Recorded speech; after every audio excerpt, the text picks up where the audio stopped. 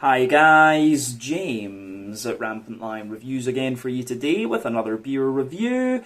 For this one, I'm actually in Marlborough in England visiting my good friend Harry Meadows of Blue Nose Beer Reviews. So I'll be filming a few reviews in this room that I'm staying in over the next couple of days. You know, we've got some really nice beers that we're sharing and stuff like that. Harry will join in a few reviews too, I'm sure. We'll just kind of see how it goes.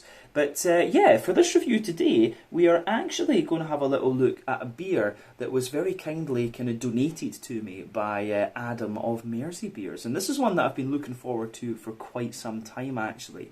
So this beer is half English on the home side, half Swedish on the away side. Out of the two breweries involved in this one, it is only the English brewery that's featured on the channel before. And I would say that they are best known for their different kinds of New England hazy IPAs, but they have been doing quite a few more different styles in recent times as well. Now, the Swedish brewery is one that is completely new to me, but they have a very, very good reputation, and from what I gather, they focus on kind of big, strong Belgian type beers. I believe all their beers are actually barrel aged. So yeah, a very interesting brewery to feature on the channel for the very first time, and you will see a solo brewery beer review from these guys at some point in the next couple of months too. I will make sure that I review the beer that I have sitting back over in Sweden quite soon. But yeah, this beer is supposed to be very nice. It's a style that I very much enjoy, and one that you don't actually find all that often in either England or Sweden, come to think of it. So this should make for a very, very interesting review. Needless to say, I'm very curious to see how it turns out. Hopefully it's another good beer. Hopefully it makes for an interesting review, and as always I hope that you guys watching enjoy my take on this one as well. So yeah, for the home side of things then, we are going to head to Newcastle in the northeast of England, and we're going to have a look at another beer from Wylam Brewery. So this particular beer is called English Quad. It comes in at 11.5% ABV, and I think from the name you can gather what style this one is. But yeah, this is brewed in collaboration with Smedsbo Slott, who are from a little place called Smedsbo, kind of between Borlänge and Falun, in Dalarna County, about maybe 2/3 of the way up the country, if I remember correctly. But yeah, kind of northwest of Stockholm anyway. Very popular skiing county, I have to say. But yeah, they are a brewery who I've never tried anything from before, but they have a very, very good reputation from what I understand. But yeah, Adam bought this one a couple of years ago actually, and we had been meaning to try it at one of the various bottle shares that goes on, but he finally brought it down to Harry's, and we'll have a look at it here for a sit-down review, which is very, very cool. So again, massive thank you to Adam at Mersey Beers for making this review possible. But yeah, as always with my reviews then, I'll tell you a little bit about the breweries involved here before we taste the beer. If you want to get straight to the tasting though, just fast forward.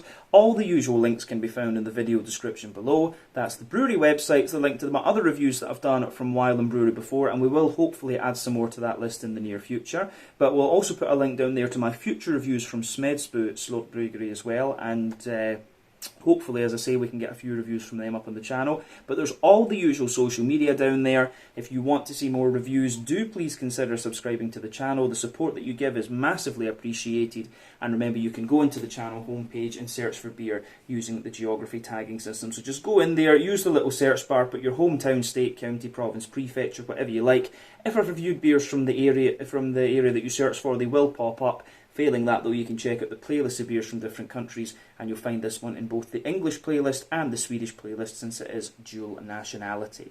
But yeah, let's go on to my brewery notes then, and I'll tell you a little bit about Wylam Brewery first off then, since these guys are the home brewer. And I do apologise if I seem a bit breathless in this video. It's actually very, very warm up here. I didn't realise. But yeah, Wylam Brewery then was founded by John Boyle and Robin Layton in the small village of Wylam to the north of Newcastle back in the year 2000. But both men had taken early retirement. John had been a computer engineer, and he met Rob, who was a former sea captain but also an avid home brewer. But one day John fixed Rob's PC, which took quite a long time, and apparently Robin and John agreed a payment of 5 gallons of the Weiss beer that they'd been drinking for fixing this computer. But Robin was really interested in barley wines and stouts and sours, which really weren't popular in England at the time, and both he and John wanted to see these beers reintroduced into their local pubs.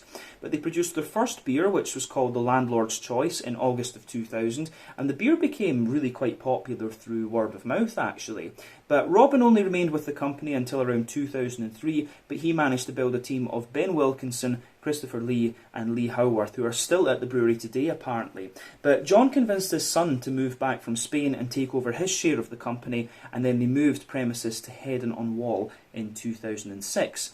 But these days the company is co-owned as well by Rob Cameron and Dave Stone, who were both running a nightclub in Newcastle after lengthy careers in the music industry.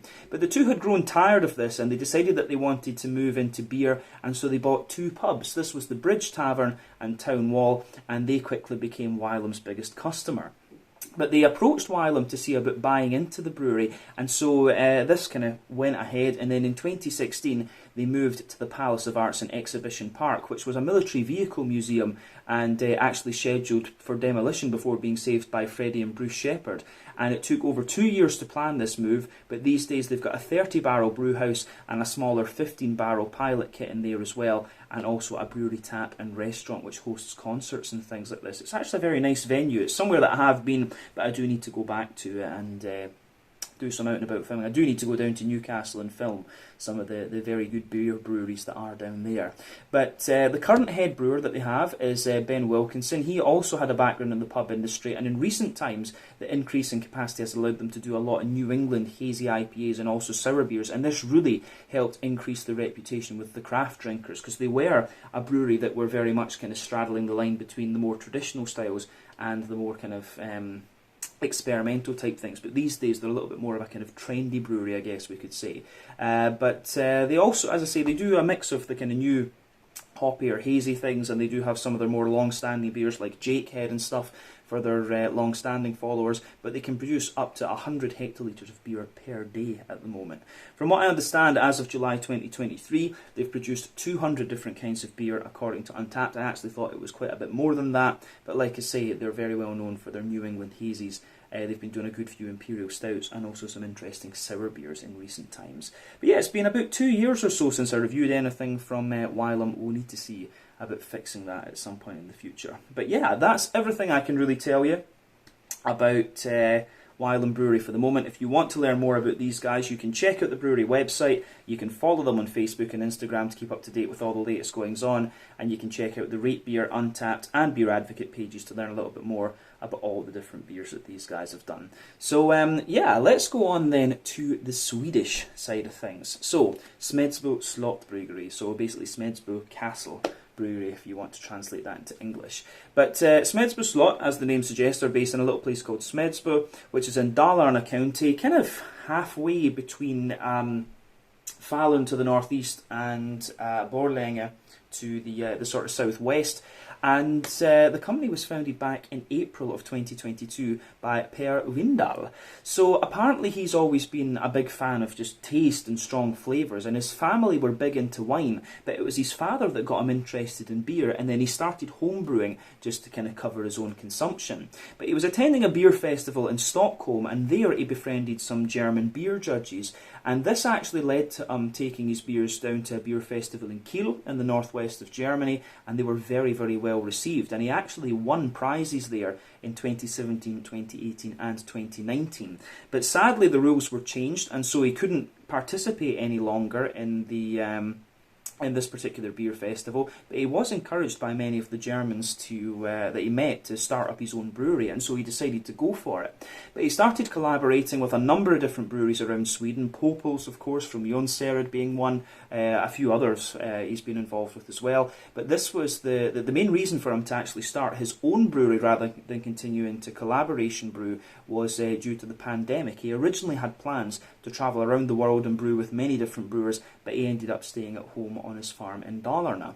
But the brewery is on his family farm, as I've just mentioned, and he's got no plans to really expand the company, and he released his first beers through Systembolaget in mid-2023. But apparently the brewery only produced aged beers, and they tend to focus mainly on different Belgian styles, but there are a few other oddities in there as well. But as of July 2023, when I'm filming this review for you, these guys have produced 105 different kinds of beer according to Untappd, And yeah, I do have an Imperial Stout waiting for me in Sweden that I'm going to review at some point fairly soon. But yeah, that's everything I can really tell you about Smedsbo Slott Bryggeri for the moment. We'll need to see about getting some more content involving them on the channel at some point in the fairly near future. But always cool to introduce new Swedish breweries to you here on Rampant Lion Reviews. But yeah, anyway, that's everything about the brewery notes. That's everything from the brewery notes, so we can go on and actually have a little look at the beer itself. So as you can see, this one is a big 750 milliliter, sorry, bomber type beer. The bottle is a green one, which is kind of interesting, just a plain golden bottle cap on it incidentally, and you can see it's got a little bit more of a kind of experimental, old school label type thing. But yeah, I actually saw this one on Facebook, if I remember correctly, and I asked Adam if he'd seen it, and he did. He bought one actually, and managed to get a hold and kept it for me coming over, which is really cool. But yeah, really nice this one. I lied to you at the start of the video. Apparently this one is 11.9%, not 11.5%.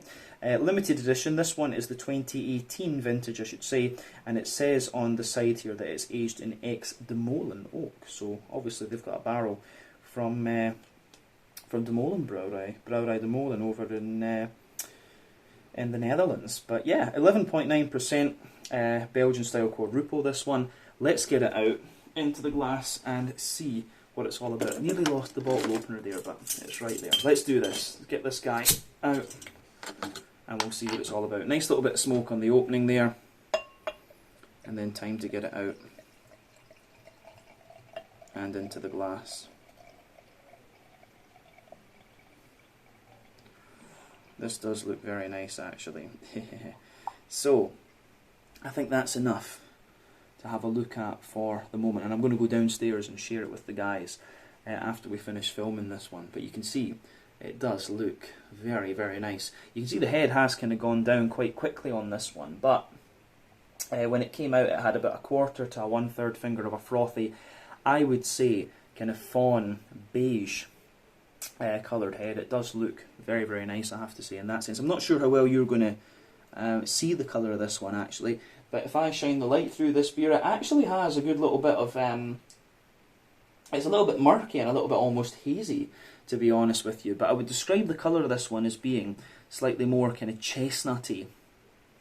It's like a kind of rich chestnutty colour, this one. Maybe kind of deep, slightly stained mahogany is another good way to describe this beer. Not too much in the way of visible carbonation. One or two big bubbles sticking toward the side of the glass there, and a few little ones just going up toward the bottom of that head too. But overall, it does look very, very nice.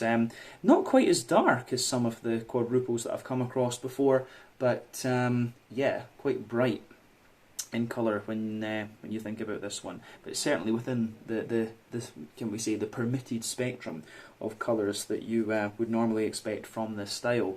Yeah, I don't know if there's anything else we really need to say about the appearance of this one. So let's have a wee look at the aroma and just see what it's all about. Ooh, aroma-wise, this does smell pretty damn good actually. Yeah, I think this is going to be one of these beers. You're going to get a lot more complexity in the actual flavour of it than the... you're going to get a lot more complexity from the flavour of this one than the actual aroma, but the aroma is lovely. It gives you everything you'd expect of the style. You've got a bit of the woodiness in there, of course, the big kind of brown bready and slightly cakey notes, a little tiny touch of hoppy character too. Then you've got these lovely kind of dry red fruity characters. So one of the key things to remember too about these Belgian style beers is that quite often they use mainly that they also, one of their key ingredients is a little bit of like candy sugar or something like that. So that's why you get quite, you know, sort of thinner or lighter mouthfeels, I guess we could say, with Belgian beers, but you still get the high alcohol contents because they add basically brew sugar and rock candy and all this into the beer. And you can smell a little bit of the kind of phenolic qualities coming off of this beer right away. But let's break the aroma down and just describe it for you a wee bit more in depth then.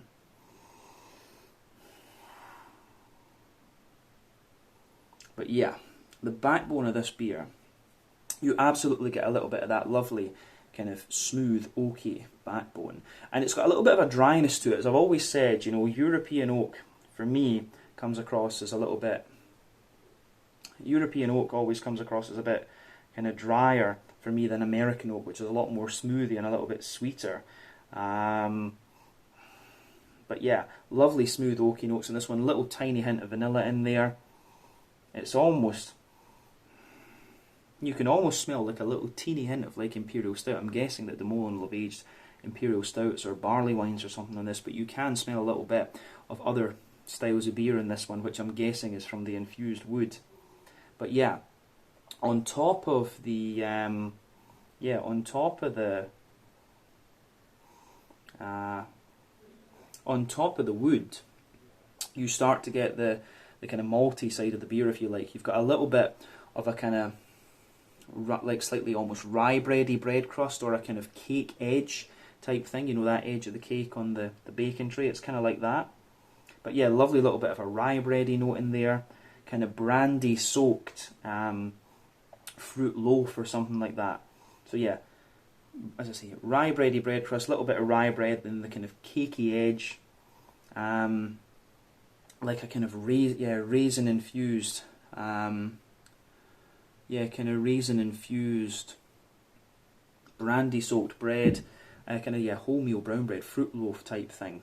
And then on top of that, or within that, you've got a little touch of nutty character as well, which is great. So yeah, lovely little bit of nutty character in there. A little bit of the nutty character is a bit drier, like pecans or almonds or something like that. But then on top of that, you start to get the brown sugary notes out of the beer. There's a little bit of that kind of toasty, just lightly toasty, burnt brown sugar on this one. But then you get a bit of a sweeter, oily caramel in there. And I might go as far as saying there's a little hint of like a treacle molasses type quality to this beer too. But yeah, aroma-wise, the malty side of things is quite nice. It's not the most, admittedly, it's not the most complex of quadruples that I've come across, but it's really quite nice in that sense that it's got the big oily kind of brown sugary notes, but it's also got a little bit of dryness too. But yeah, I think that covers the malty side of the aroma. So the hoppy side of things, remember it's a barrel aged beer as well, so a lot of your hoppiness will have dropped out of this one, plus the bottle's a couple of years old, but you do still get the remnants of the green component in there. There's a little touch of like earthiness, there's a little bit of herbal character in there as well, wee bits of floral notes, wee bits of grassiness. But yeah, I have to say I'd be very curious to know what hop they've used in this one. They're calling it an English quad, and I wonder if that means it's made with, you know, English malt like Simpsons and these kind of companies like Maris Otter and all that. I wonder if it's like that. So if that's the case, maybe it's got English hops in it, and the ideal candidate for a quadruple would be Bramling's Cross, which is quite popular in barley wines and stuff like that. And the fruity character is quite similar to an English barley wine. But you certainly get a little bit of this kind of phenolic, cakey type thing coming out of the beer. You know, cough syrup, Cavonia type stuff. There's a little bit of that going on. But other than that, you've got a wee bit of a sharper raisin in there. Definitely a little bit of a kind of pruny and plummy type quality. So plum's obviously the regular thing, and then the prunes are dried ones. But then underneath that, you get a little bit of a juicy fig.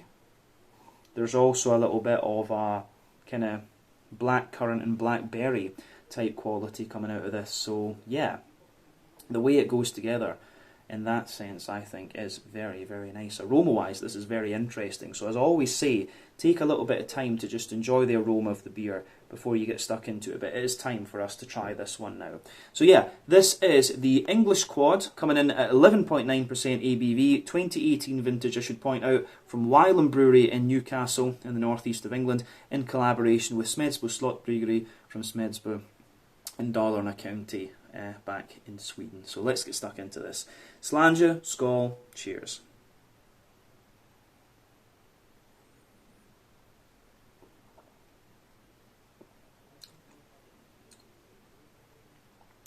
Ooh, that's really nice. First impression of it is very wet in the mouthfeel, very smooth, and one of the drier quadruples that I've come across actually, but it's quite silky at the same time. Really interesting beer. It gets a lot sweeter. What you'll find with this one is a lot of the sweetness comes out of this beer the further into the aftertaste you go, but it's really nice. It is very, very nice, this one.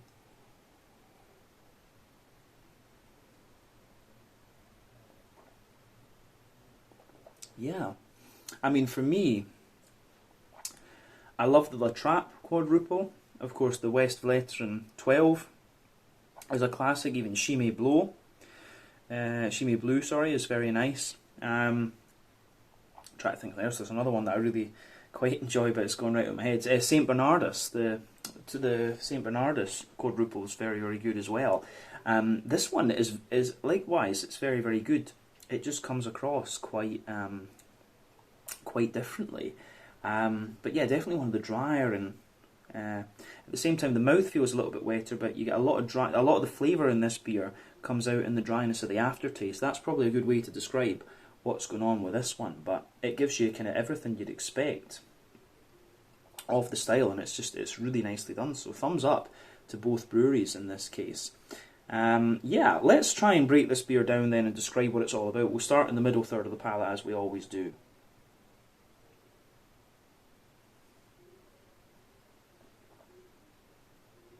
So yeah, middle third of your palate then, you can feel that lovely, smooth, oaky backbone to the beer. So yeah, lovely, smooth, kind of oaky character. And as I say, it gets a little bit smoother the further forward on that middle third of the palate you go, but a little bit drier further back. As I've always said, drier flavours and more bitter flavours come out further back on the palate, the sweeter flavours come out further forward. So you can feel the oak sitting there in that middle third of your palate, which is nice. But then further forward you get a little bit of a kind of oily, you get a little bit of a kind of vanilla type quality sitting there, so you get that nice kind of woody vanilla type quality as well, which is great. And then you do get a little bit of the nutty character sitting on top of the wood too. But then yeah, above the woody layer, and I will say, like I was saying from the aroma, you do get little tiny hints of like imperial stout toastiness or barley wine infused into the wood as well. But then above that you've got that lovely little bit of kind of bread crust. You've got a lovely little bit of that kind of bread crust and kind of cake edge. It is a bit like a kind of rye bread crust, but it's not too dry in a sense. But then you get a little bit of the kind of wholemeal. You do get a little bit of the rye bread, you get a little bit of the wholemeal brown bread, and then the next layer up is like a kind of cakey type deal. So you can feel that sort of cake edge in there, and then you've got the kind of sponge cakey type flavours, and it is very much like a kind of brandy infused. It is very much like a sort of brandy infused or sherry infused kind of fruit loaf type thing that you get out of that layer of the beer.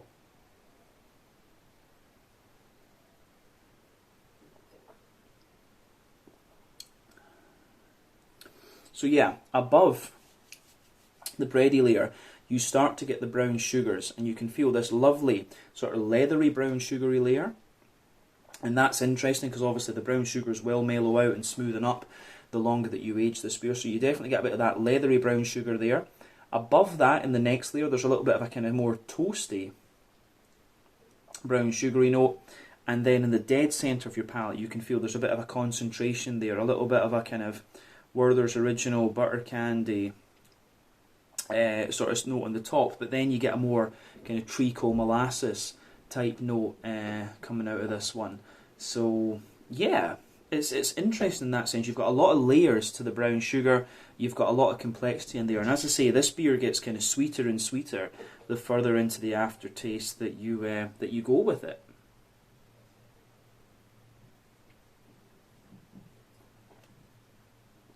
So yeah, I think that covers the middle third of the palate, to be honest with you. Back third of the palate is kind of similar, to be honest. As I always say, on the back third of the palate you get similar flavours to the middle third, but they just come out in kind of different intensities and stuff like this. So yeah, you get, on that border region between middle and back third of your palate, you get a little bit of a nice kind of bready build up in there, a little bit of kind of rye bread in the base and a bit more of a kind of wholemeal brown bread and cakey character on top. But then yeah, in the back third of the palate you can feel the dry woody layer, is in there. That nice kind of dry woody layer is sitting around. Then above that you get a wee bit more of you get the kind of rye bready bread crust, which is of course a little bit drier and a little bit more bitter. Above that, the kind of rye bready layer, which is lighter and more airy. Then you've got the wholemeal brown bready layer, which is lighter and more airy. Then you get the kind of sponge cakey, that sort of brown sponge cakey, brandy infused bread type thing. And then above that, you can feel some of the leathery brown sugars just creeping over the top. And then there's a wee bit of yeasty character sitting on top of everything else. So let's just have a wee quick look at that yeasty character.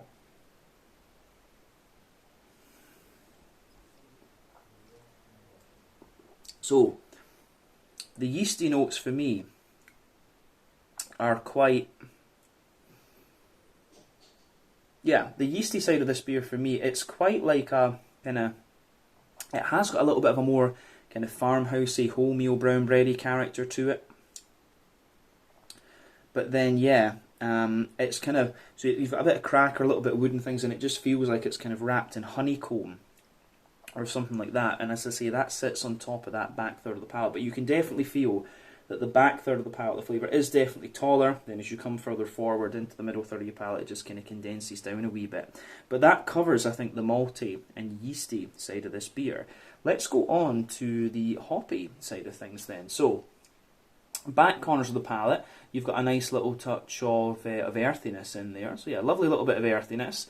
As you move further forward, you've got a little bit of herbal character, and as you push toward the front corners of your palate, you can feel there's a little remnant of like a floral aromaticity and a wee bit of grassiness just round the front curve of the tongue.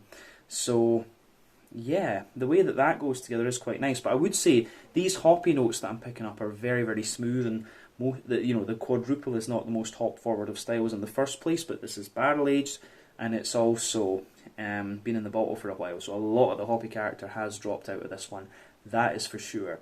But yeah, I think we can go on to the fruity side of things then, in the front third of the palate to round off. So the border region between front third and middle third of your palate, you get a nice little bit of a bready build up in there.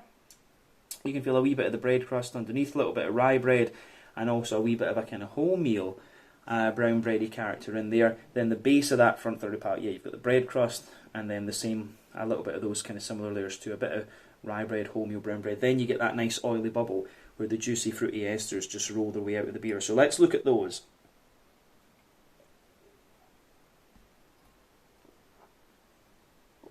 So, the fruity side of the beer, at the back of that front third of your palate, you get a little bit of, there's a wee bit of a kind of sharper raisiny note. And as you go underneath that, you get a bit of juicy plum and a bit of prune. But you can also feel in the very base of that back third of your palate, the very base at the back of that back third of the palate, there's a little bit of a kind of datey sort of thing. But as you move further forward, you get a little bit more of a kind of juicy figgy quality in the dead centre. Then as you move into the front half of that front third of your palate, there's definitely a bit of blackcurrant and a bit more of an oily kind of blackberry just sitting on top of this one. So the way that that goes together, I think, is really quite nice. Yeah, I like that. I really do like how that goes together. On the I think that's everything you need to say about the fruity side of this beer. It's got a wee bit of sharpness actually when you take it in. And as we said earlier, you've got a little bit of this kind of phenolic note, particularly in that border region between front and middle third of your palate actually. But yeah, it is interesting. On the mouthfeel then, just to round off with this beer, like I said, this beer, it's quite dry in its mouthfeel, but at the same time it's quite light, to be honest.